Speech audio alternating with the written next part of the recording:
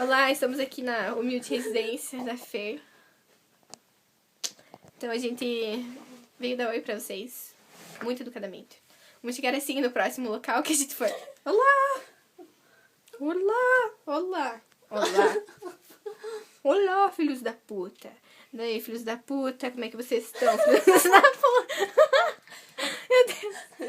Isso, se sobrar alguém no local, né? Você chega, todo sai. Verdade.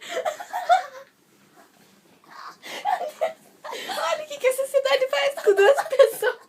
Olha, cara. Meu Deus. Eu também. Olha o que a gente faz. Olha, a gente chega no local. Todos se retiram.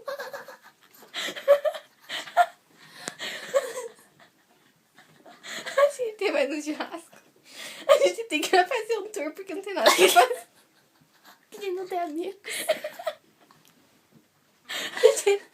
A gente senta no local lá dentro e desliga uma luz. Já tinha superado isso. Tinha esquecido.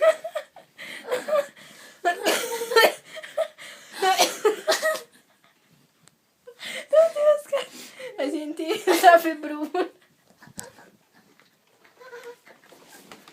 Eu não consigo falar. Eu estou muito emocionada.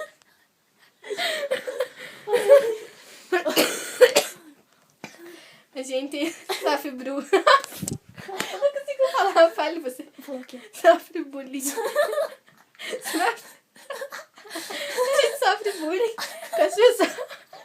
A gente sofre bullying. Exatamente, isso é crime. Briga não, bullying. Seus nojentos. Assina embaixo, Cartoon Network. Tem isso. Ridículos. Tá. Tá, calma. Acho que chega. Não. Tchau!